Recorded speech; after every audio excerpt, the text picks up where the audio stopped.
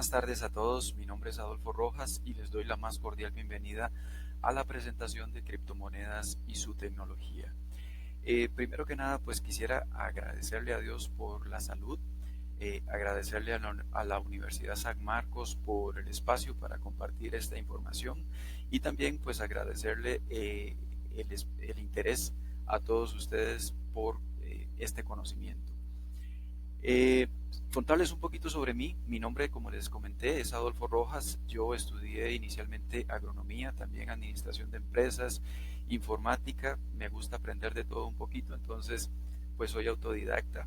Con respecto al tema de las criptomonedas, eh, aprendí como todos, me leí bastantes noticias, sitios web especializados en el tema, también vi videos, me leí varios libros, incluso hasta dos tesis universitarias, un libro en especial de 352 páginas llamado el libro de Satoshi Nakamoto, un libro que me vino a dejar muy claro cómo funciona la tecnología, porque fue básicamente la compilación de preguntas y respuestas que se dieron entre los informáticos que intervinieron al inicio del proyecto y el creador del Bitcoin llamado Satoshi Nakamoto, que fue pues un seudónimo porque esta persona nunca se quiso dar a conocer. Eh, y entonces eso me dejó pues muy claro el tema también. Aparte de eso, no solamente estudié y la parte teórica, sino que pasé a la práctica y saqué unos cuantos dólares del bolsillo y compré unas cuantas criptomonedas, principalmente pues no para hacer negocios, sino para entender la tecnología, para utilizarla. Entonces hice transacciones, envié y recibí dinero conmigo mismo, básicamente pues para entender la tecnología, y eso me dejó bastante claro cómo funciona el tema. A raíz de todo eso, más la integración con otras áreas del conocimiento, es que surge esta presentación, y pues el objetivo con esta presentación es básicamente pues ampliarles el criterio a ustedes, simplemente compartir información, y que cuando tengan que tomar alguna decisión, pues esa decisión sea un poco más certera. Pasamos inmediatamente a la presentación: criptomonedas y su tecnología. El futuro del sistema financiero. Bueno, el título lo pongo como una pregunta básicamente porque la respuesta a esta pregunta depende no de lo que yo diga aquí ni de lo que nosotros al final pensemos, sino este dependerá de cuánta gente quiera utilizar esta tecnología, no solamente en este país, sino en todos los países del mundo.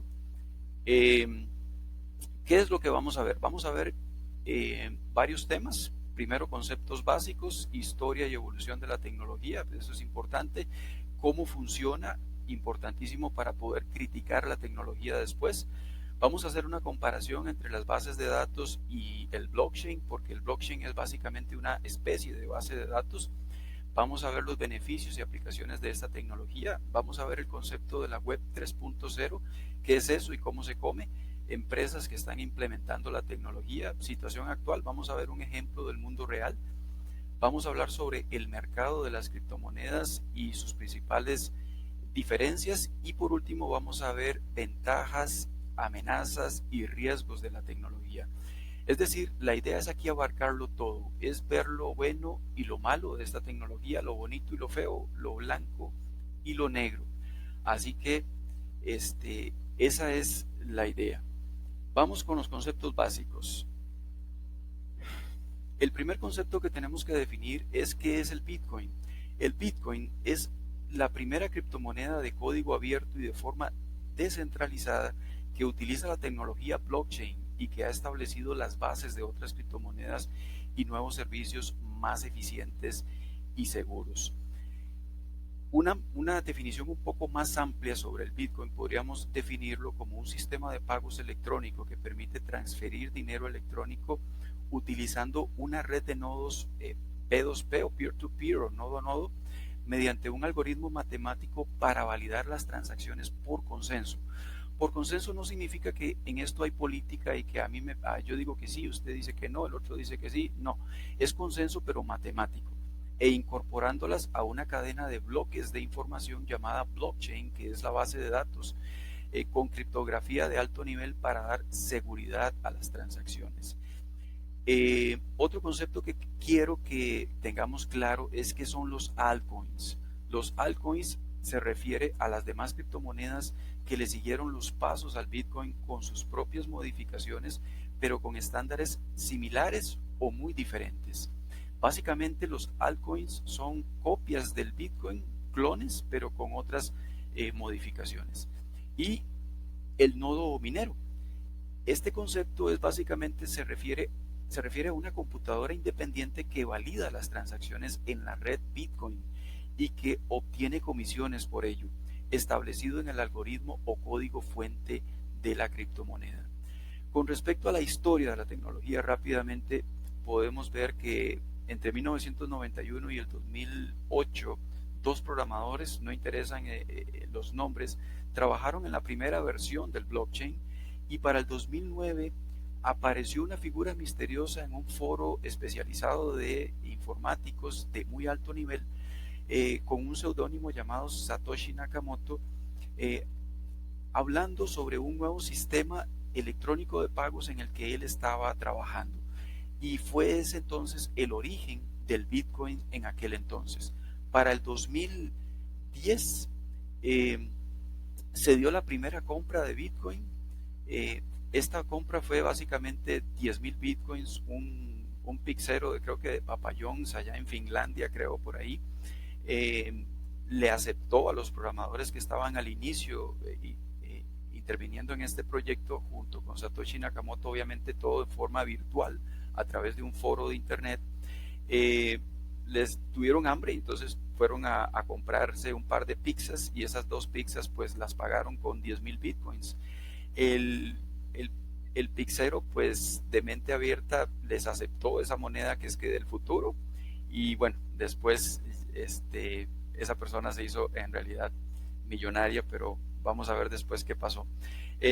Transacciones para el 2012 continuaron las transacciones, y para el 2013 el mercado del Bitcoin superó los $1,000,000,000, y ese mismo año un ruso llamado Vitalik Buterin lanzó el white paper de Ethereum. Ethereum fue la primera criptomoneda de código abierto después del Bitcoin, es decir, la primera altcoin. La creó este ruso Vitalik Buterin. Para el 2015 aparecieron, ya se comenzaban a hablar más de los contratos inteligentes, que fue un concepto que incluyó la moneda de Ethereum. Sin embargo, esta criptomoneda lo que hizo fue, como fue la base del Bitcoin, tomó la parte del código que corresponde a los contratos inteligentes también en el Bitcoin, que se llama Colored Coins, y básicamente le cambió el nombre a Smart Contracts, y de ahí se popularizó más el concepto de los contratos inteligentes que venían de Ethereum, pero la base toda la dio el Bitcoin. Para el 2017 también apareció otra altcoin llamada EOS, creada por una empresa llamada Block.one, y para el 2018 se comenzaron a hacer ya aplicaciones un poco más masivas en esta tecnología. Entonces, si ustedes ven, como podemos ver, la evolución de la historia de la tecnología no son de meses, no son de 1 o 2 años, esto lleva varios años en desarrollo. ¿Cómo funciona? Esta filmina es súper importante, y para poderla explicar voy a explicarla con un ejemplo. Supongamos que tenemos a un amigo llamado Juan Pérez que llega a un supermercado y va a comprar o va a pagar todas sus compras, las compras que hizo en el supermercado, pero con Bitcoins. Él va a meterse en su teléfono celular en una aplicación en donde él tiene saldo en su billetera electrónica, y va a darle a un botón enviar. En ese botón enviar, básicamente lo que él va a poner es la dirección Bitcoin del supermercado y el monto que le va a pagar al supermercado por la compra que está haciendo. Cuando él hace eso, él está en el primer paso, es decir, el usuario está solicitando básicamente una transacción. Cuando él le da al botón enviar, se crea un bloque de información que representa la transacción, y ahí estamos en el paso 2. Este bloque de información en realidad lleva mucha información, pero básicamente va a llevar la dirección Bitcoin del comprador, la dirección Bitcoin del vendedor, va a llevar el monto, también la fecha, la hora, va a llevar una clave pública, una clave privada, que es la clave de Juan Pérez, obviamente encriptada. Y si estamos hablando de contratos inteligentes, este bloque de información va a llevar un montón más de información, pero no nos vamos a complicar, vamos a dejarlo así de simple, con esta información básica. Cuando también Juan Pérez le da el botón enviar en su celular, este bloque de información sale del teléfono, se dispara por la red y es difundido a todos los nodos de la red en el tercer paso. Entonces, básicamente en el tercer paso, lo que hacen todos los nodos mineros o computadoras que intervienen en la validación de las transacciones de la red Bitcoin, lo que hacen es capturar este nodo, este bloque de información. En el cuarto paso, lo que sucede es que todos los nodos casi simultáneamente validan el bloque y la transacción. Aquí es donde se da el concepto de la minería de la red Bitcoin, y mucha gente tal vez no lo entiende porque suena como muy extraño, ¿verdad?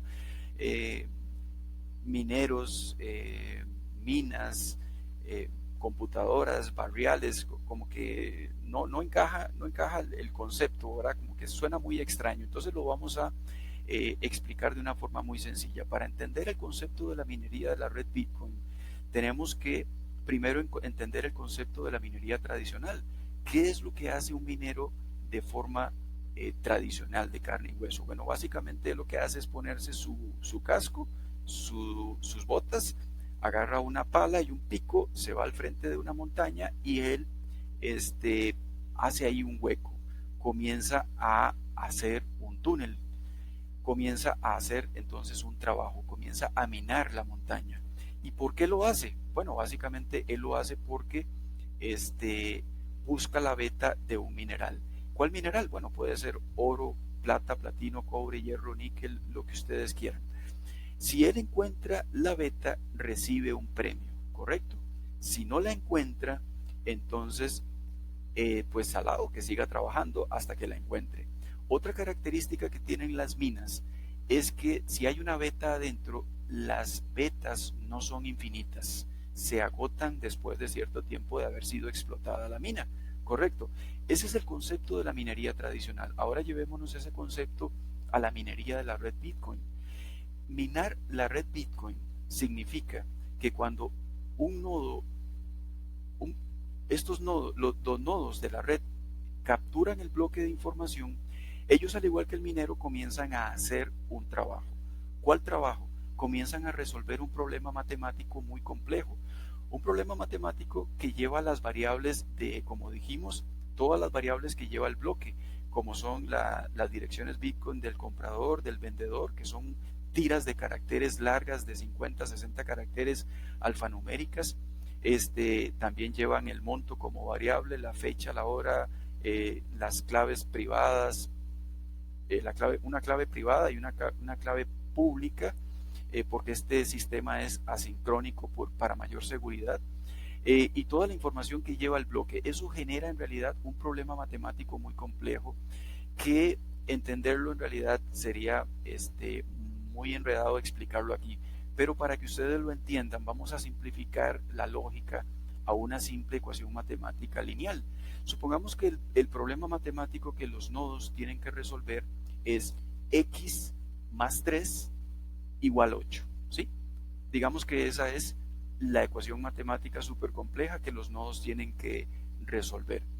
X más 3 está del lado del bloque de información que se va a agregar a la blockchain, y el 8 está del lado del último bloque que está en la blockchain. Entonces, los nodos comienzan a hacer un montón de cálculos matemáticos para resolver esta ecuación. El primer nodo que resuelve el problema le va a decir a los demás: stop, señores, ya terminé, ya encontré la respuesta, ustedes paren por favor. Entonces, como todas las computadoras son obedientes, le van a parar. El segundo paso es que este nodo que encontró la respuesta y que fue el primero y le ganó a todos, le va a compartir la respuesta a todos los demás nodos en esta red de nodos peer-to-peer o nodo a nodo o P2P. Entonces todos los nodos van a recibir la respuesta del nodo que encontró inicialmente la respuesta, y digamos que el nodo que encuentra la respuesta dice, bueno, x es igual a 5 en esta ecuación. Entonces los demás nodos comienzan a validar si efectivamente x igual a 5 resuelve la igualdad en esa ecuación. Ellos sustituyen, entonces, ok, x si es igual a 5, entonces 5 más 3 es igual a 8, 8 es igual a 8, verdadero. Entonces, como es verdadero, ahí el bloque de información se añade a la cadena de bloques o a la blockchain, generando una relación matemática muy fuerte entre el bloque que se acaba de agregar y el último bloque que tenía el último bloque de información que tenía la blockchain. Y en el paso 6 la transacción se valida y se ejecuta. Para ponerlo en términos sencillos, cuando Juan Pérez básicamente le envió el monto al supermercado, él envió un monto X y al supermercado se le acreditó inmediatamente ese monto, pero quedó en una estado de pendiente de validación. Pasa todo esto que acaba de explicar, en donde se valida la transacción, y en ese tiempo son más o menos unos 10 minutos hasta que la transacción queda para el supermercado ya como consolidada. Ese es en el paso 6, en donde la transacción ya queda consolidada, pero en un inicio el monto lo recibe inmediatamente el supermercado inmediato. En este proceso hay varios puntos que hay que ver. Bueno, quería ver en el paso 4, lo que quería explicarles es que cuando todos los nodos validan una transacción, es un tipo de validación que se llama Proof of Work o prueba de trabajo. En esto hay varias situaciones. La primera situación es qué pasa cuando hay un nodo ausente o presente en la red de nodos de la red Bitcoin. O digamos, alguien se agrega a la nueva, como un nuevo nodo a la red para participar en la minería de la red Bitcoin. Lo que tiene que hacer, o un nodo que estuvo apagado por un tiempo y después se prende, lo primero que tienen que hacer esos nodos es básicamente actualizar la base de datos, es decir, actualizar la blockchain para poder participar en el proceso de la minería de la red Bitcoin. El segundo paso, la segunda situación que tenemos aquí es, bueno, ¿qué pasa si tenemos un nodo deshonesto? Porque todo esto es de código abierto. Esta fue una de las preguntas que le hicieron a Satoshi Nakamoto en el libro de Satoshi Nakamoto, de unas 352 páginas que yo me leí. Y la respuesta que dio Satoshi Nakamoto es que un nodo deshonesto básicamente no gana absolutamente nada, porque uno de los programadores que estuvo interviniendo inicialmente en el proyecto le hizo la pregunta a Satoshi, y básicamente él lo que decía es, bueno, si esto es de código abierto, ¿qué pasa si yo configuro una computadora de forma deshonesta para ganarle a todos los nodos y socavar la validez del sistema y hacerme rico yo?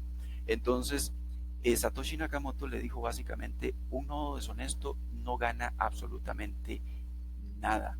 ¿Por qué? Porque los demás nodos no aceptarían la respuesta de este nodo deshonesto. Volvamos, para entenderlo, a la ecuación x más 3 igual 8. Digamos que este nodo deshonesto dice en tiempo récord que x es igual a 4, porque quiso resolverlo muy rápido para ganarle a todos, pero obviamente no resolvió el problema. Los demás nodos van a validar que x igual a 4 no resuelve la ecuación, y entonces básicamente lo van a descartar. Es una forma inteligente de prever la seguridad en este sistema. Otra situación que tenemos es sobre el ataque del 51%. El ataque del 51%, esa fue otra pregunta que uno de los programadores le hizo al creador del Bitcoin, Satoshi Nakamoto, en el foro de programadores de alto nivel en aquel entonces, en el 2009. Y básicamente, como esto es por consenso, como esto es por consenso, el programador le preguntó a Satoshi, bueno, ¿y qué pasa si yo o un hacker o una organización se apodera del 50% más uno de los nodos y los hace deshonestos? ¿Podría socavar la validez del sistema y hacerse rico él? Satoshi Nakamoto, cuando le hicieron esa pregunta, él básicamente contestó, bueno, en ese caso sí ganaría algo porque tiene la mayoría de los nodos, pero tampoco se va a hacer millonario. Lo más que haría es eh, reversar sus propias transacciones. Entonces imaginémonos a Juan Pérez que fue al supermercado, pagó por el carrito de compras con bitcoins, sale del supermercado y después él activa todo su poder de cómputo para reversar su transacción y recuperar el dinero. Eso es básicamente el ataque del 51%. Se cae por sí sola porque va en contra de toda la lógica de todos los criminales. ¿Qué es lo que buscan los criminales? Básicamente tener el mayor rendimiento pero al menor costo.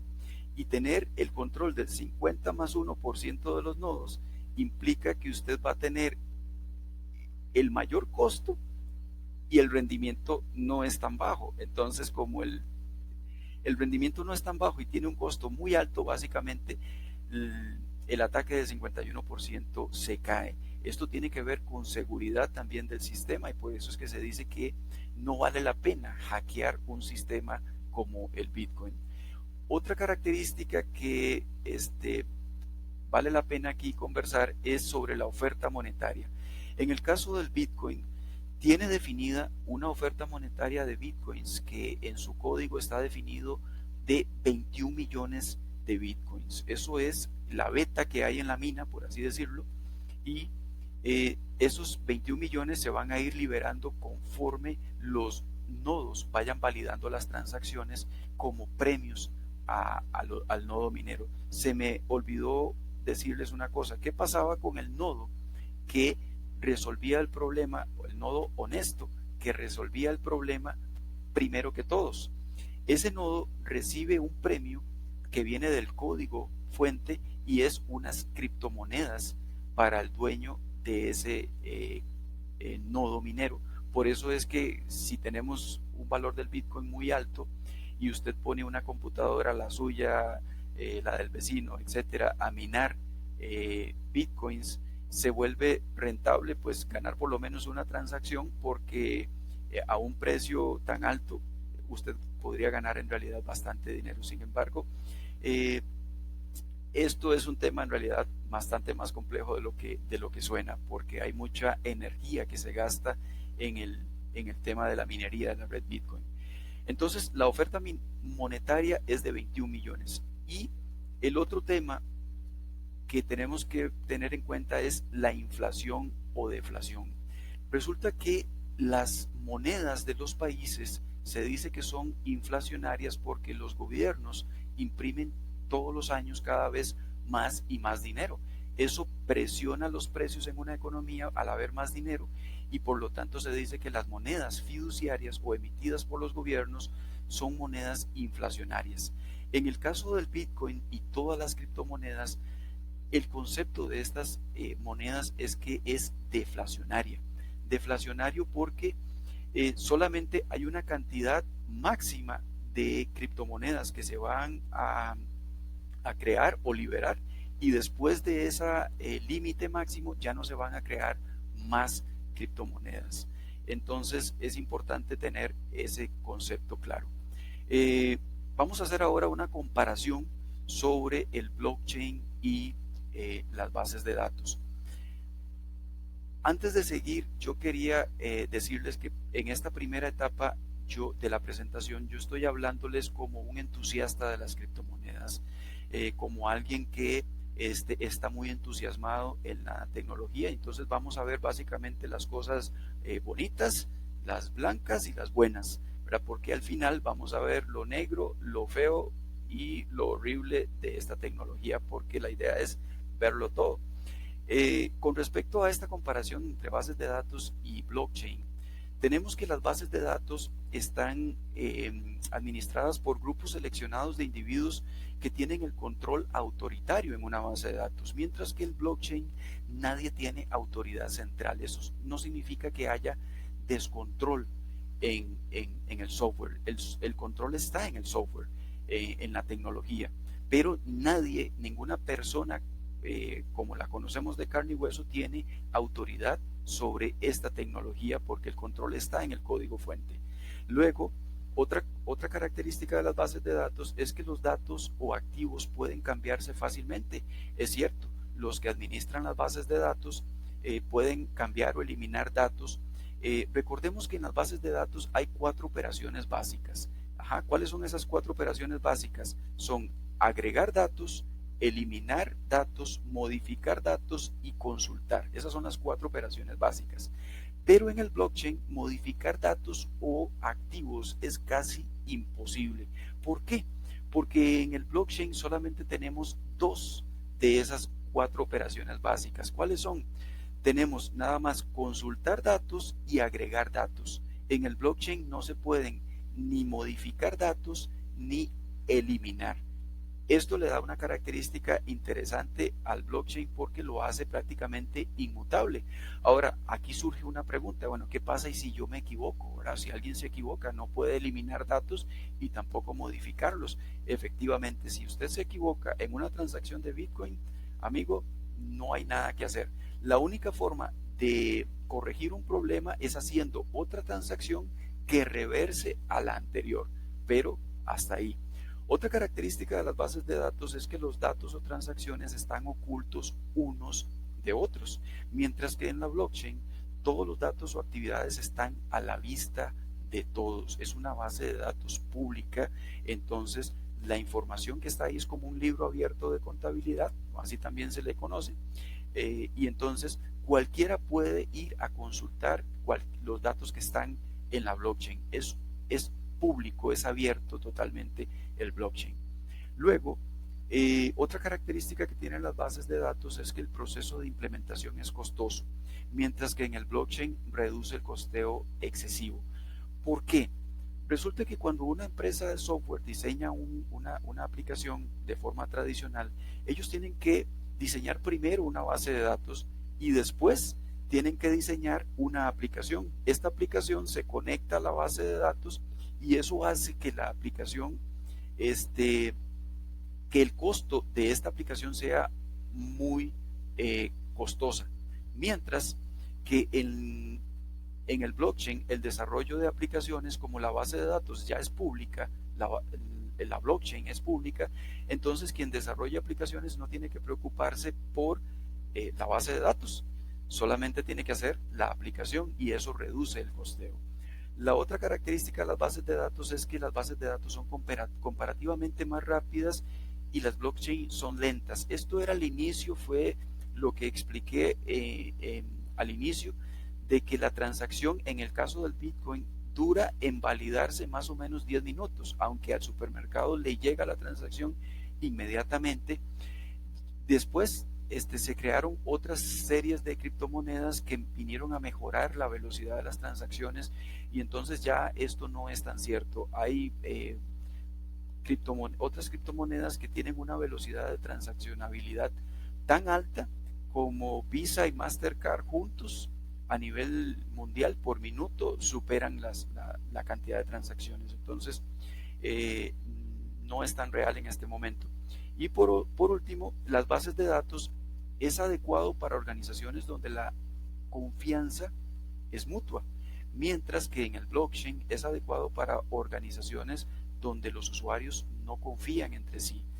Esto porque este sistema del blockchain y las criptomonedas de cierta forma sustituye a la confianza. Esto genera entonces beneficios notables en la tecnología blockchain, tales como acuerdos más rápidos, mucho más rápido que el proceso manual de validación. Esto por medio de los contratos inteligentes que ahorita los vamos a ver, hace que las transacciones no se puedan deshacer si ya están en el blockchain, entonces hace que sea inmutable la base de datos.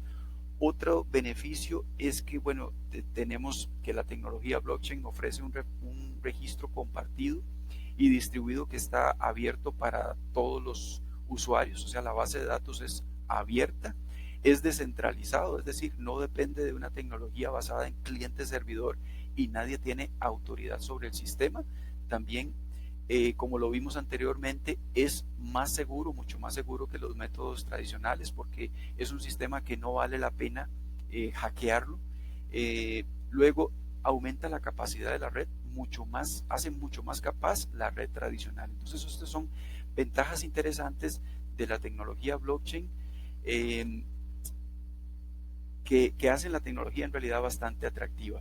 Pero con respecto a las aplicaciones de la tecnología blockchain, ahí estoy enmarcando en un círculo, en un cuadro amarillo, las actividades comerciales. El ejemplo de Juan Pérez comprando en un supermercado se enmarca en este tema de actividades comerciales, pero las aplicaciones de la tecnología blockchain van mucho más allá que las aplicaciones comerciales. Estamos hablando de que es una tecnología que permite o tiene un concepto nuevo que se llaman los contratos inteligentes, o en el Bitcoin se llaman los Colored Coins, que es básicamente lo mismo. Los contratos inteligentes se aplican para aplicaciones como registros de almacenamiento, cadenas de suministro, hipotecas, mercado inmobiliario, arreglos de empleo, protección de derechos de autor, servicios de atención médica, votación de gobierno, para reclamos de seguros y hasta para el Internet de las cosas. Pero todo esto es por medio de los contratos inteligentes. Entonces vamos a definirlo, porque aquí vamos a hablar un poquito más sobre el tema de los contratos inteligentes. ¿Cómo definimos un contrato inteligente? Es básicamente un acuerdo legal. Ojo, esto implica entonces temas de derecho y de abogados. Es un acuerdo legal entre dos o más partes y que tiene una serie de condiciones y que se ejecuta al cumplir esas condiciones.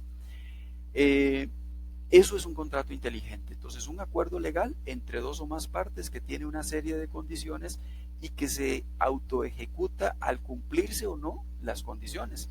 Entonces, para poner un ejemplo un poquito más claro sobre el tema de cómo funcionan los contratos inteligentes, supongamos que dos personas acuerdan, una comprar algo y otra vender algo a través de un contrato inteligente. El contrato inteligente básicamente es un software que es como un acuerdo legal, ¿verdad?, que especifica una serie de condiciones que aceptan tanto el comprador como el vendedor. Pero la característica interesante de los contratos inteligentes es que manejan los pagos, pero no con dólares, no con colones, no con pesos mexicanos, no con euros, sino con la criptomoneda de ese contrato inteligente y nada más. Esto porque el concepto de los contratos inteligentes solo está en la criptomoneda X que se va a utilizar en ese contrato inteligente y nada más. Entonces, el comprador básicamente acepta las condiciones y el vendedor acepta también las condiciones que él tiene que cumplir para que el contrato se cumpla. Entonces, normalmente en una transacción, el comprador le paga al vendedor en una transacción tradicional, ¿verdad? Olvidémonos de los contratos inteligentes.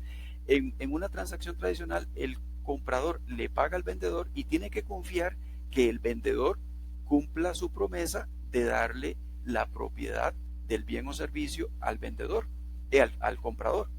En el caso de los contratos inteligentes funciona de una forma interesante con un intermediario que es el contrato inteligente. Entonces, el comprador básicamente acepta las condiciones y deposita un monto por el bien o servicio que está comprando, y ese dinero queda atrapado, por así decirlo, en el contrato inteligente.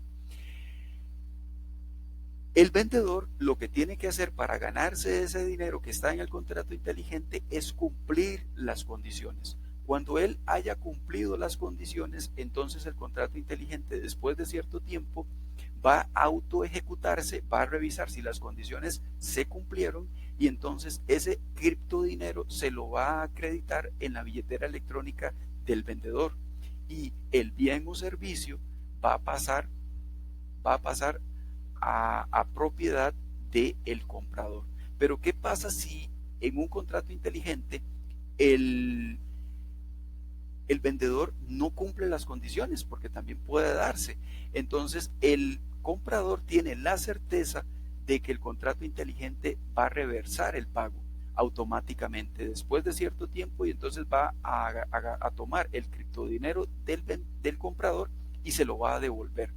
Y al comprador le va a decir, al vendedor le va a decir, no hay negocio, no hay negocio, simplemente usted no cumplió las condiciones, no hay trato. Y entonces esto abre posibilidades para automatizar una serie de transacciones que hoy vemos de forma manual en muchas empresas. Esto le abre la puerta a un concepto que se llama la web 3.0. La web 3.0 es la tercera versión de la web. Es básicamente esa versión de la web que hace que la gente sea valiosa otra vez.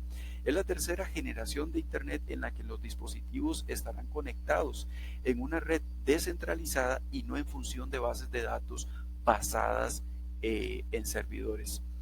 La nueva Internet es más centrada en el usuario, más segura, privada y mejor conectada. Recordemos que la primera versión de la web surgió allá en los años 90 con una versión básica de páginas web y correos. La segunda versión es la que ya conocemos, es una versión más centrada en la información interactiva e informativa. Y la tercera versión de la web se refiere a que es una web descentralizada, privada y segura. Entonces es más centrada en el usuario. Ese es el concepto de la web 3.0 que vamos a ver con las criptomonedas. Y ahora pasamos al tema de las empresas que están implementando la tecnología blockchain. Como esta tiene tantas aplicaciones con respecto a los contratos inteligentes, entonces vemos que las empresas que están interviniendo en la tecnología son muchas y son muy importantes, del calibre de Apple, Facebook, Google, Ford, Toyota, MetLife, Walmart, Samsung, UPS, Merck Sealand, Nestlé, FedEx, Alibaba. Esto es porque son empresas que están interesadas en la parte de los contratos inteligentes de la tecnología blockchain, porque las aplicaciones que tienen son muchísimas, como ya lo vimos, en la protección de datos, en transporte, en aplicaciones de integridad de los datos, en aplicaciones de atención médica, en aplicaciones de cadenas de suministros para comercio internacional, comercio y comercio electrónico. También hay interés en bancos. Hay varios bancos a nivel mundial que están muy interesados en la tecnología, tipo BBVA, Santander, Deutsche Bank, JP Morgan, Bank of America, y tenemos otras organizaciones como Visa, Mastercard, MoneyGram y Western Union que han estado trabajando con la tecnología blockchain, y también la Asociación de Normas Internacionales de Contabilidad ha estado peloteando ahí el tema para diseñar nuevas normas internacionales de contabilidad para el tema de la tecnología blockchain. Este es un caso de la vida real. Esta es una noticia del MIT Review en el 14 de mayo, pero del 2019, en donde en una cadena de supermercados en Estados Unidos llamada Whole Foods, usted puede ir a comprar películas, arroz, frijoles, de todo lo que venden en este supermercado, usted lo puede pagar con criptomonedas. Y el ejemplo entonces que yo les di de Juan Pérez comprando en un supermercado es en realidad y es real. En este momento ya se está dando en Estados Unidos las transacciones con criptomonedas para comprar arroz y frijoles, etcétera, en los supermercados. Esta noticia es interesante porque si uno investiga más, Whole Foods es una cadena de supermercados allá en Estados Unidos que la adquirió nada más y nada menos que Amazon. Entonces, un gigante tecnológico como Amazon ya está jugando con criptomonedas y esto pues tiene sus consecuencias. Entonces, pero las vamos a ver ahorita un poco más al final. Señores, comenzamos a hablar cosas feas de las criptomonedas y del Bitcoin, pero esta es la realidad. Vean este gráfico. Este gráfico es sacado de la página coinbase.com de mayo del 2019, cuando el Bitcoin valía $8,000. Vean, si ustedes ven el gráfico, comenzó valiendo absolutamente nada. Luego se dispara en el 2017 por ahí a finales hasta casi los $20,000. Luego se viene de pique hasta menos de $5,000 y por último vuelve a subir y llega hasta los $8,000. ¿Cómo se llama eso, señores? Eso se llama especulación, ¿sí? El valor del Bitcoin es pura especulación y solo está en la mente de las personas. Por eso varía tanto su valor. Esta tecnología despierta la codicia en el ser humano, el amor al dinero como nunca antes. Comprar barato y vender caro es lo que hace muy volátil su valor y provoca este comportamiento. Claro, imagínense qué sería, qué bonito sería comprar algo que no vale nada, venderlo en 10,000, $20,000 y entonces ganarse un montón de plata en esa diferencia. Bueno, eso es pura psicología y sociología combinadas en una sola tecnología, señores. Inicia y se comporta, al igual que todas las criptomonedas, como las acciones de una empresa en bolsa, pero su valor no tiene respaldo de ningún país, organización o empresa.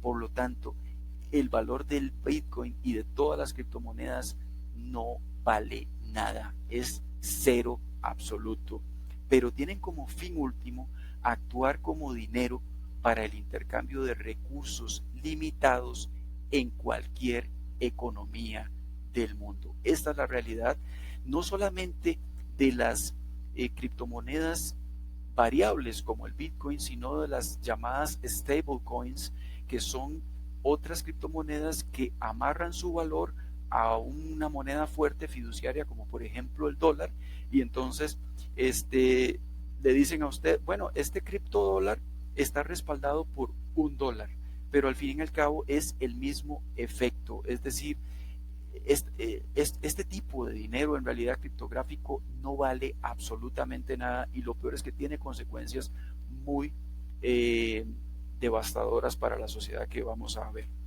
más adelante. Vamos a hablar ahora un poquito del mercado de las criptomonedas. Esta también es una foto para mayo del 2019 de la página coinbase.com.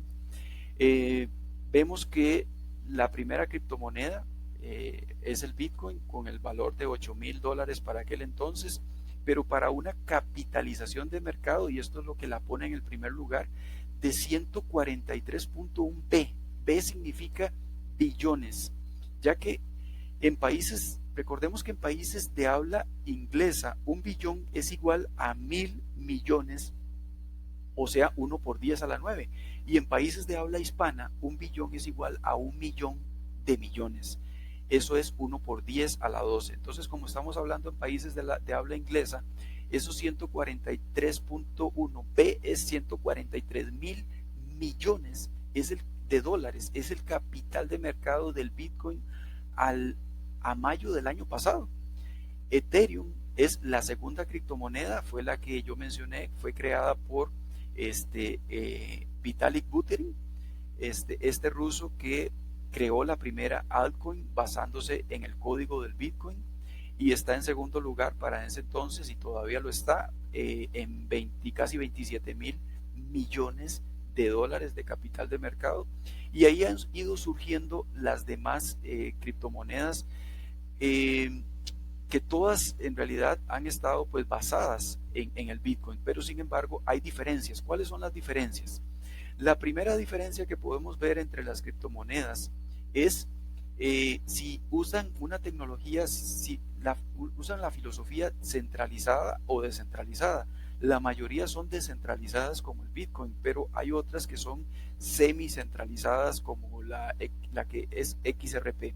Luego está otra diferencia entre las criptomonedas que se están viendo cada vez más es el tipo de validación. La que nosotros vimos cuando expliqué el cómo funciona la validación de las transacciones en las criptomonedas del Bitcoin. La que vimos, el tipo de validación fue la POW, Proof of Work, que es aquel tipo de validación en donde los mineros, todos los mineros validan que la transacción, que el resultado matemático que encontró el nodo que ganó la competencia sea el correcto. Pero también hay otros tipos de validación como Proof of Stake o prueba de participación o Proof of Importance o prueba de importancia, que básicamente lo que hacen es acelerar la velocidad de la validación de las transacciones. Otra diferencia entre las criptomonedas es el enfoque en el proyecto. La mayoría, bueno, todas se prestan para transacciones comerciales o actividades comerciales, como ir a comprar arroz y frijoles en un supermercado, pero también se prestan para los contratos inteligentes. Y aquí es donde muchas criptomonedas están viendo, o programadores y empresas, están viendo una oportunidad para crear sus propias criptomonedas y utilizarlas para proyectos específicos de contratos inteligentes. Como vimos, tienen infinidad de aplicaciones. Entonces, esa es otra diferencia. También si utilizan la tecnología blockchain o no. La mayoría, por supuesto, utiliza el blockchain, pero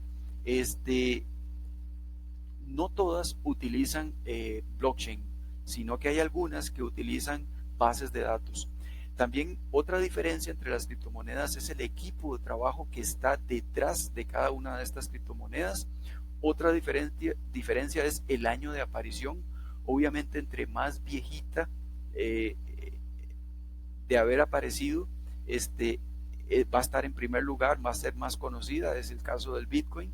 Y entre más nueva, pues menos valor va a tener, menos capital de mercado también va a tener. Y también otra diferencia es la oferta monetaria de cada una de estas criptomonedas. Como dijimos, en el Bitcoin son 21 millones de Bitcoins, solo que no les conté esto, cada Bitcoin se subdivide en 100 millonésimas partes. Entonces, una 100 millonésima parte de un Bitcoin es un Satoshi. Y entonces esto implica que la verdadera oferta de los bitcoins no son los bitcoins, que son 21 millones, sino son los satoshis. Si un bitcoin tiene 100 millones de satoshis, entonces hágale números de cuántos satoshis hay en la oferta monetaria del bitcoin. Y así son ofertas monetarias. Algunas tienen 80 millones de XRP, 100 millones de Etheres o Ethereum, 1000 millones, son ofertas monetarias de ese tipo. Pero esas son las diferencias. Señores, ya les dije todo lo que implica las criptomonedas, cómo funciona en el mercado de las criptomonedas, vimos la historia. Ahora nos vamos a salir de los zapatos de los informáticos y nos vamos a poner en los zapatos de los economistas. ¿Por qué? Porque esta tecnología en realidad involucra muchos conocimientos. No es solamente informática, no es solamente redes de computadoras, criptografía de alto nivel, matemática de alto nivel, sino que esto involucra también conocimiento de otras áreas como economía, microeconomía, macroeconomía, finanzas internacionales, comercio internacional, eso en el área de la economía, pero también involucra conocimientos en derecho, porque involucra temas de acuerdos legales con los contratos inteligentes, involucra, como ya lo vimos, hasta aspectos de psicología y de sociología. Es una tecnología en realidad muy compleja de entender, pero muy fácil de utilizar. Entonces es importante comenzar a integrar conocimientos para entender realmente las verdaderas consecuencias de esto. Y aquí es donde yo les quería hablar sobre la importancia de los bancos centrales, porque estamos hablando de criptomonedas y transacciones, y entonces tenemos que repasar la importancia de los bancos centrales. Vean, los bancos centrales no solamente tienen como principal objetivo emitir el numerario, es decir, emitir las monedas y los billetes que nosotros usamos en el bolsillo, sino que también el principal objetivo de los bancos centrales es el control de la inflación en una economía. Recordemos que en cada país solamente hay un banco central y nada más uno, es el banco de los bancos. El banco central es el que le da las reglas a los bancos comerciales y su principal objetivo y la forma en cómo se toman las decisiones es básicamente para controlar la inflación. ¿Por qué controlar la inflación? Porque básicamente la inflación es el fenómeno económico más destructivo que hay de riqueza, ¿sí? Así como lo oye. Todos sabemos que la inflación es básicamente el aumento generalizado de los precios en una economía. Pero si no se controla la inflación, entonces estamos afectando la riqueza y la riqueza es lo que genera empleos. Y si no se controla la inflación, también hay problemas sociales muy serios. Entonces, el principal objetivo en realidad de los bancos centrales es controlar la inflación. Otros objetivos secundarios son la estabilidad en el tipo de cambio, conseguir el pleno empleo, lograr un equilibrio económico positivo y sostenible, moderar los tipos de interés en el largo plazo, pero todos estos objetivos secundarios giran alrededor de ese objetivo principal, que es controlar la inflación. Ahora, ¿cómo es que los bancos centrales en cada país controlan la inflación? Ellos lo hacen por medio de mecanismos de control en donde comenzamos a hablar aquí de política monetaria. Recordemos que la política monetaria puede ser expansiva, que es cuando se aumenta la oferta monetaria, se toman decisiones para aumentar la oferta monetaria, o restrictiva, que es cuando se toman decisiones para reducir la oferta monetaria. Por ejemplo, todos sabemos que las economías por lo general vienen en ciclos y entonces los ciclos son de recesiones y auges. Recesiones y auges. Entonces, cuando hay una recesión, quiere decir que la economía está muy estancada, la gente no compra y entonces el dinero no se mueve, hay poco dinero en el bolsillo de la gente. Entonces el gobierno lo que hace es, junto con el Banco Central, es emitir una política monetaria de forma que estimule la economía. ¿Cómo? Lo hace de forma haciendo una política monetaria expansiva. ¿Cómo lo hace? Con estas otras tres herramientas, como por ejemplo la tasa de política fiscal, que es básicamente el aumento o la reducción de impuestos, la política cambiaria, que es el aumento o la reducción en el tipo de cambio, y el encaje mínimo legal es el porcentaje de dinero que el Banco Central le retiene a los bancos comerciales para controlar el crédito en el país.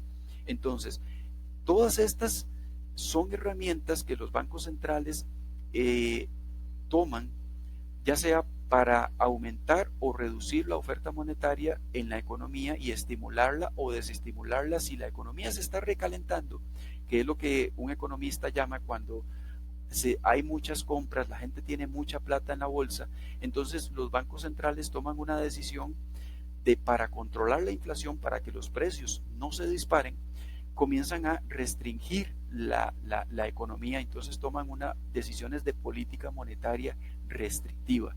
¿Cómo? Aumentando, por ejemplo, los impuestos o aumentando el tipo de cambio o aumentándole el encaje mínimo legal a los bancos comerciales para que presten menos dinero. Pero cuando la economía está en una recesión, por ejemplo, los gobiernos junto con los bancos centrales toman decisiones de, por ejemplo, disminuir los impuestos, disminuir el tipo de cambio y disminuirle el encaje mínimo legal a los bancos para que estos puedan prestar más dinero. Entonces, con esas decisiones es que se vuelve a estimular la economía y la economía sale de esa recesión y comienza hacia un auge económico, pero todo es para controlar la inflación. No es que los gobiernos y los bancos centrales quieran tenernos en ese jueguito de estar en recesiones y auges, sino que básicamente su objetivo es mantener la estabilidad en la economía, en el centro más o menos, y tienen que estar jugando entre esos dos polos opuestos. Entonces, esta es la importancia de los bancos centrales en todos los países. Ahora vamos a hacer una comparación, y aquí es donde comienza la parte fea de todo esto, es una comparación de sistemas financieros. Yo esta tabla la hice yo mismo, no la saqué de ningún lado, no le pregunté a ningún economista ni nada por el estilo, porque yo sé que esta tabla en realidad fue la síntesis de haber en realidad analizado mucho el tema de las criptomonedas, y me atreví a hacer esta tabla porque es perfectamente comparable. Comparar el sistema financiero tradicional que conocemos de un banco central con bancos comerciales con el sistema financiero digital que crean las criptomonedas. Cada criptomoneda, aunque usted no lo crea, es todo un sistema financiero digital paralelo al sistema financiero tradicional que conocemos de un banco central y bancos comerciales. Ahora, ¿cómo es que se comparan? ¿Cuál es el nivel de comparación? Bueno, resulta que las criptomonedas en su código fuente, el código fuente de una criptomoneda actúa como un banco central. ¿Por qué? Porque al igual que un banco central que tiene la función de imprimir los billetes y las monedas que usamos en una economía, y también de ponerle las reglas a los bancos comerciales, el código de la criptomoneda X, la que usted quiera, también le establece las reglas a los mineros de cómo deben de validar las transacciones, y también es el código el que tiene las instrucciones para ir liberando esa oferta monetaria que tiene en su mina, poco a poco, como comisiones a los mineros cuando estos van validando las transacciones. Entonces el código fuente de cada criptomoneda actúa como un banco central, y los mineros actúan o sustituyen a los bancos comerciales en la tecnología del blockchain y las criptomonedas. ¿Por qué? Porque los mineros validan las transacciones al igual que lo hacen los bancos comerciales, y también se ganan comisiones al igual que lo hacen los bancos comerciales. Entonces efectivamente es comparable el sistema financiero tradicional de banco central y bancos comerciales con el sistema financiero digital paralelo que crea cada una de las criptomonedas que existen en la actualidad. Vamos con la primera variable, señores, la oferta monetaria. Aquí me refiero, ok, aquí la primera variable que comenzamos a comparar es la oferta monetaria. La oferta monetaria es única en el sistema financiero tradicional porque me refiero básicamente a que cada país tiene una moneda específica. En México es el peso mexicano, en Brasil es el real brasileño, en Costa Rica es el colón costarricense, etc. En las criptomonedas la oferta monetaria es múltiple porque tenemos muchas criptomonedas y no hay fronteras, señores. Entonces la oferta monetaria es múltiple. La segunda variable es el alcance. El alcance de cada moneda en su país es local, solo el dólar es global. Usted puede ir con $5, con $10 a comprar un paquete de galletas en cualquier país del mundo y se lo van a aceptar. Pero no puede ir con un billete de 100 pesos mexicanos a comprar galletas a Argentina porque no se lo van a aceptar. Entonces el alcance es local. Mientras que con las criptomonedas el alcance es global porque todas están en internet. Entonces no hay fronteras. Volvemos a lo mismo, el alcance es global, se puede dar en cualquier país. Luego, otra variable que quiero que veamos es el tipo de moneda. Ya lo habíamos mencionado anteriormente. En el sistema financiero tradicional, las monedas fiduciarias son inflacionarias porque los gobiernos y los países están imprimiendo cada vez más y más monedas.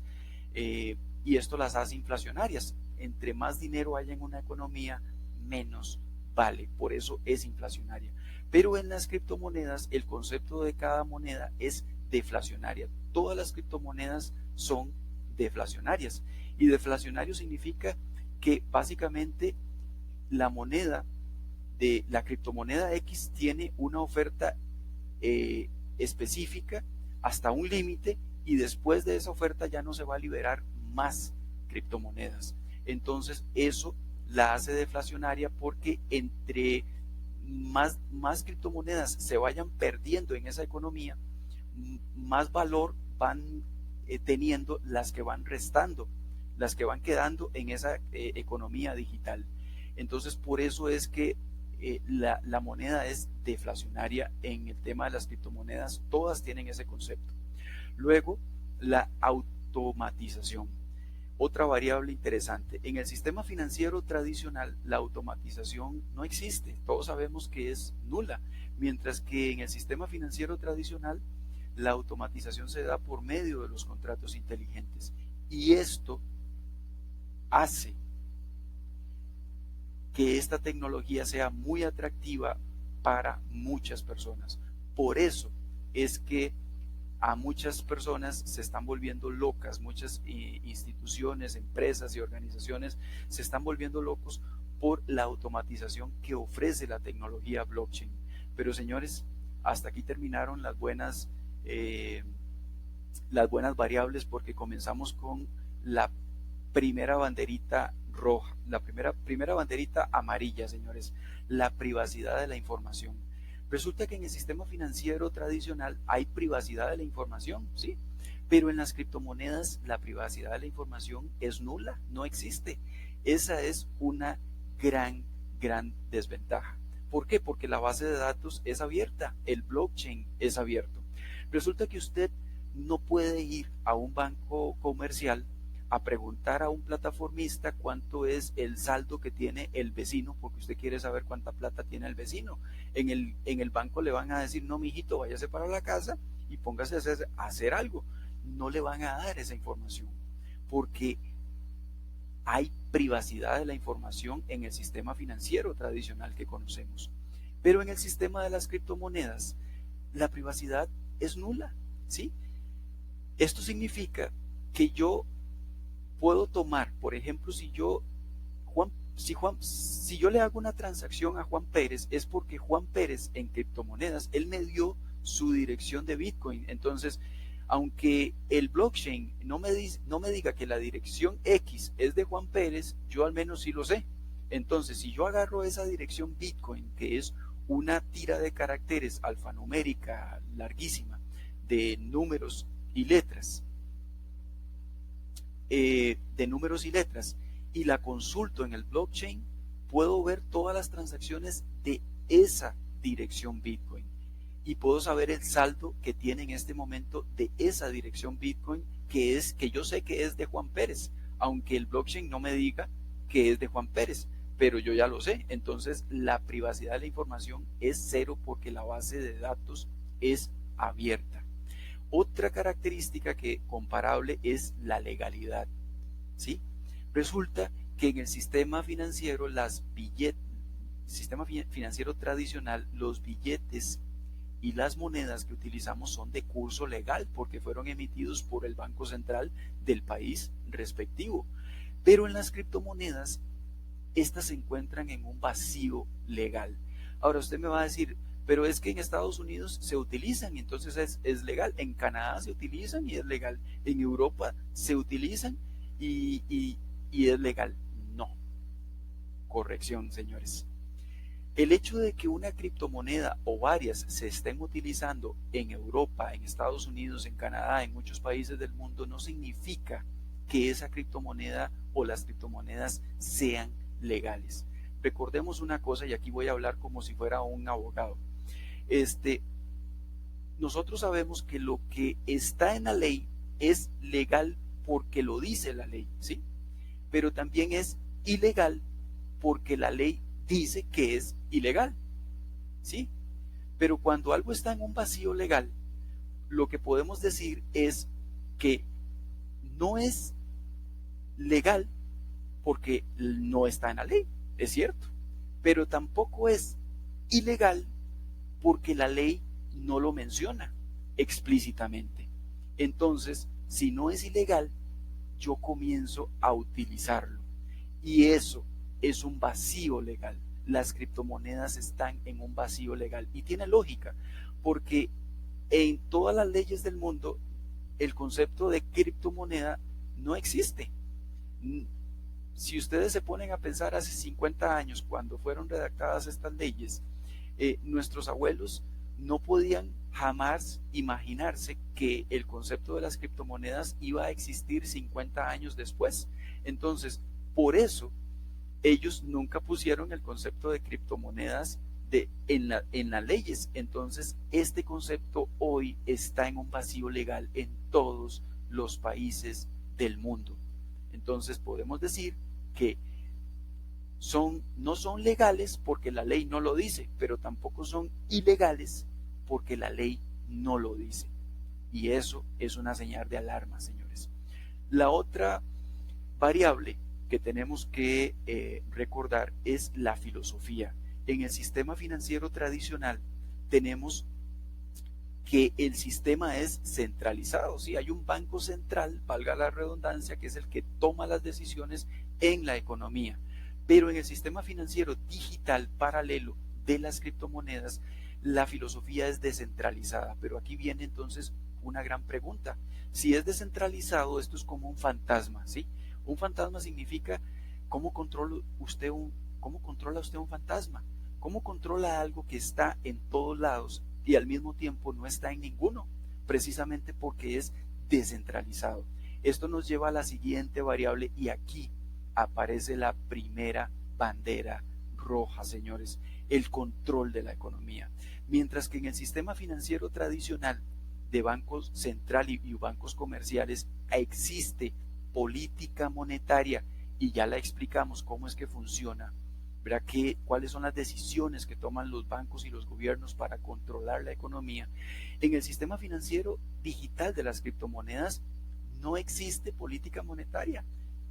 Yo les dije todo en este resumen, en esta presentación de cómo funcionan las criptomonedas, y la política monetaria no existe, así como lo oye.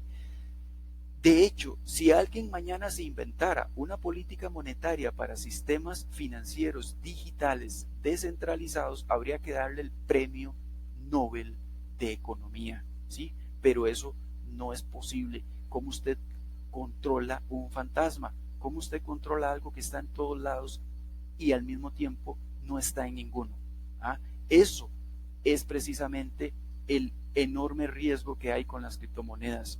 No hay control de la economía, no hay política monetaria, y si no hay política monetaria, porque no existe, adivinen qué pasa con la siguiente variable, que es inflación, ¿sí?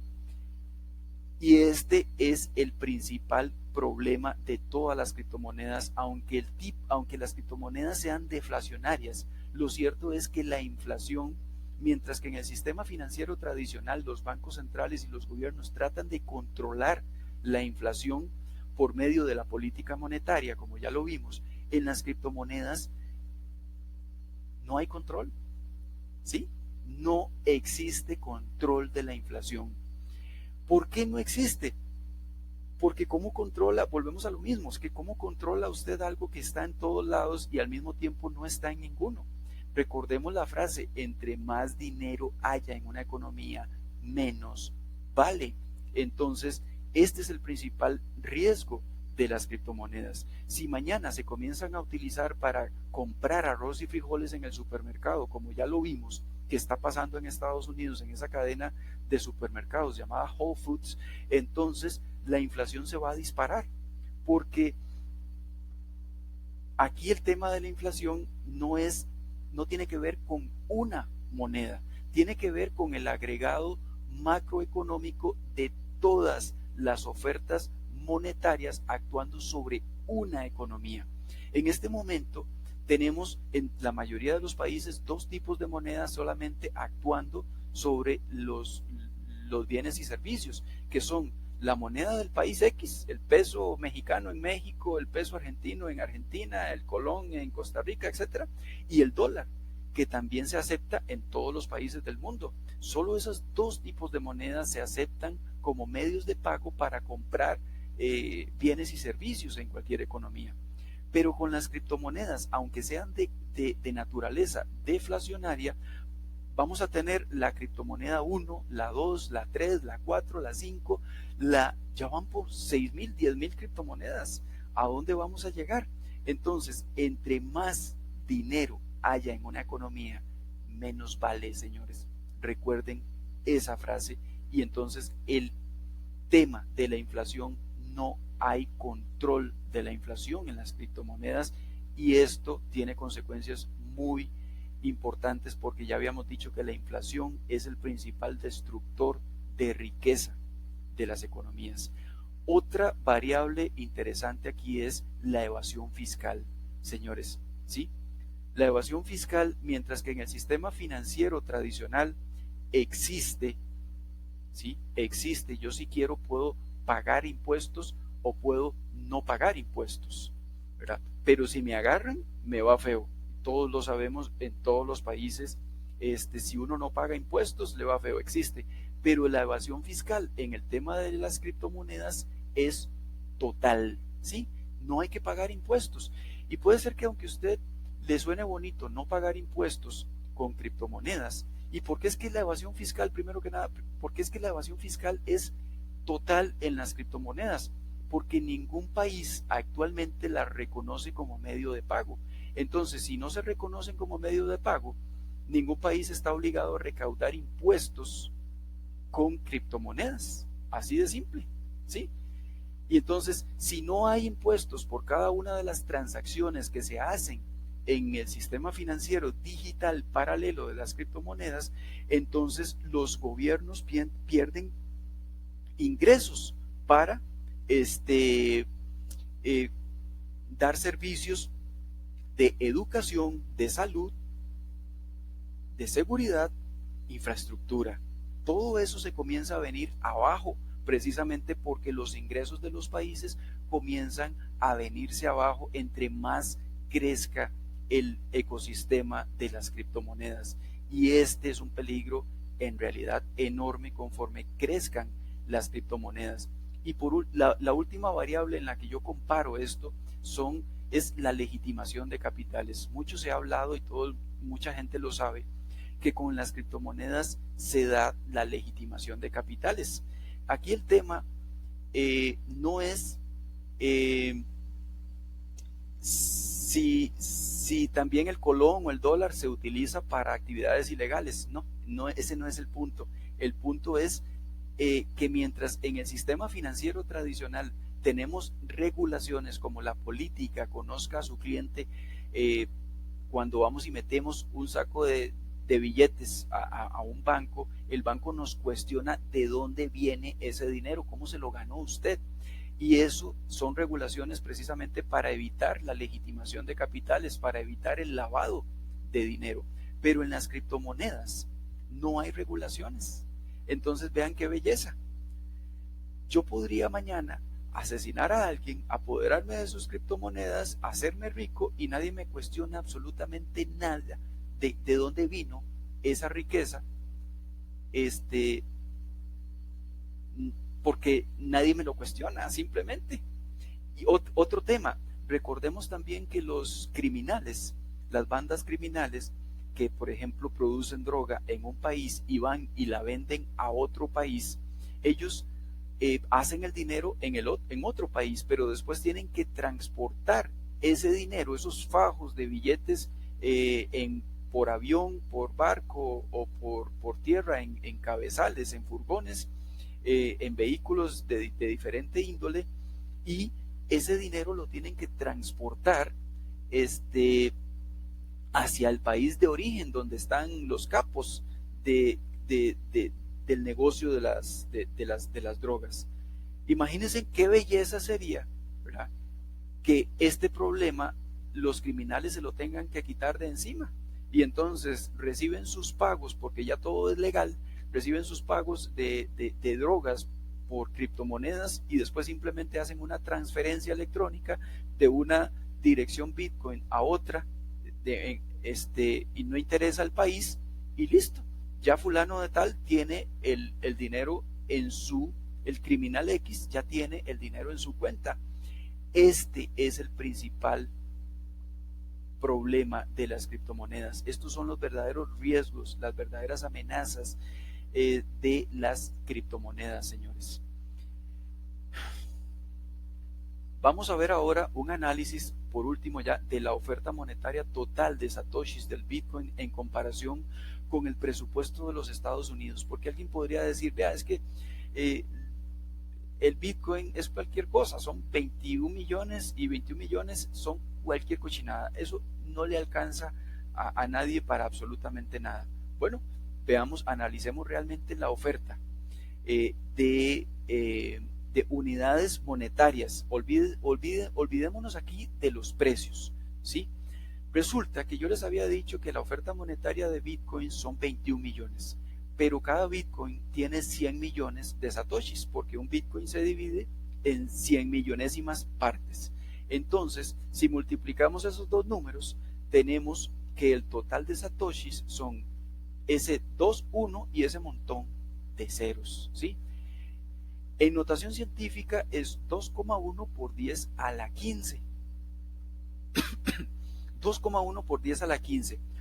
Si le quitamos 12 ceros, simplemente para poner esto en una escala que el cerebro humano lo pueda asimilar, tenemos que el total de satoshis de oferta es de 2100, pero sin muchos ceros, ¿sí? Sin 12 ceros a la derecha, nada más. Quedémonos con 2100, el total de oferta de satoshis del Bitcoin. Ahora quiero que sustituyamos la palabra dólar por satoshi y al mismo tiempo eliminemos en el próximo número que vamos a ver, que es el presupuesto de los Estados Unidos, también 4 grupos de 3 ceros, ¿verdad? Y lo pongamos en una escala que el cerebro humano lo pueda asimilar. ¿Cuál fue el presupuesto de los Estados Unidos que el presidente de los Estados Unidos mandó al Congreso de los Estados Unidos para que le aprobaran este año? Fue de 4,7 y todo ese montón de ceros en dólares. Ese fue el presupuesto de los Estados Unidos para el año 2020. Eso en notación científica es 4,7 por 10 a la 12, ¿sí? Si volvemos a quitarle los 12 ceros, nos queda 4,7 en una escala que lo podamos asimilar. Entonces vean que el presupuesto de los Estados Unidos, sin muchos ceros, sin 12 ceros, es 4,7. Y el total de satoshis es de 2100. Y estamos hablando de la nación más poderosa del planeta, que tiene un presupuesto descomunal. Por supuesto que aquí yo implícitamente estoy diciendo una aberración increíble, algo descabellado. Estoy diciendo que un dólar es igual a un satoshi, o que un satoshi es igual a un dólar. Y si eso fuera cierto, entonces un Bitcoin llegaría a valer 100 millones de dólares. Eso es descabellado. Y la idea aquí no es comparar precios, señores. La idea simplemente es comparar las unidades monetarias más pequeñas y significativas de ambos tipos de monedas. Entonces, lo que yo quiero que ustedes vean con esta comparación es que hay realmente suficientes satoshis para todo el mundo solo con la criptomoneda Bitcoin, nada más. Y entonces, ¿qué nos lleva a concluir esto? Que en realidad el nombre del juego de esto no se llama Bitcoin, señores. El verdadero nombre del juego no es blockchain. El verdadero nombre del juego no se llaman criptomonedas. El verdadero nombre del juego se llama recursos limitados. Y es un juego mortal, ¿sí? Estas son las verdaderas consecuencias de las criptomonedas y el Bitcoin.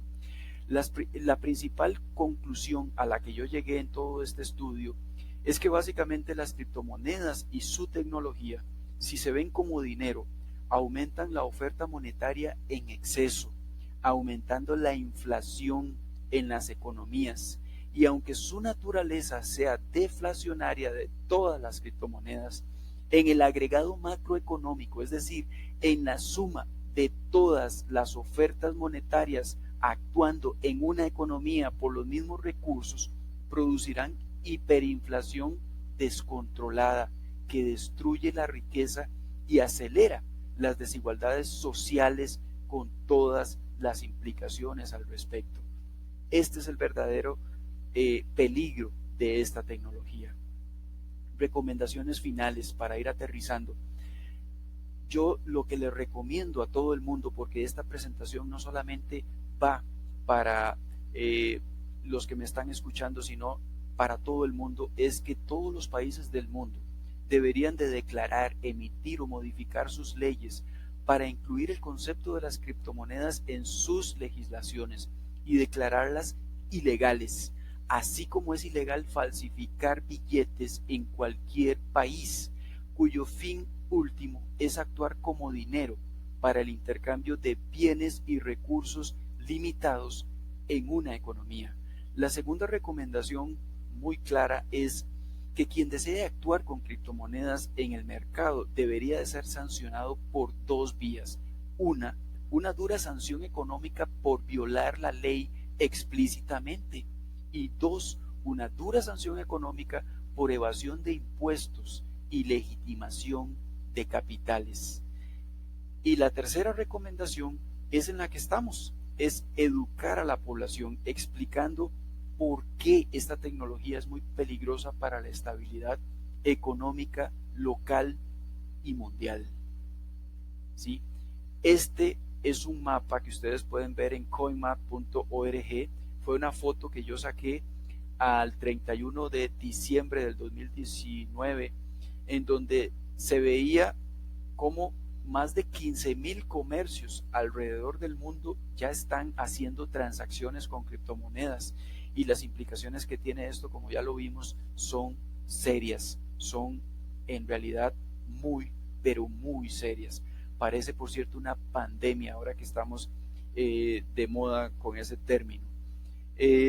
Señores, recordarles que la riqueza no se crea imprimiendo billetes nuevos, la riqueza no se crea con criptomonedas nuevas, la riqueza se crea produciendo, la riqueza se crea trabajando, la riqueza se crea cuando agregamos valor a las materias primas.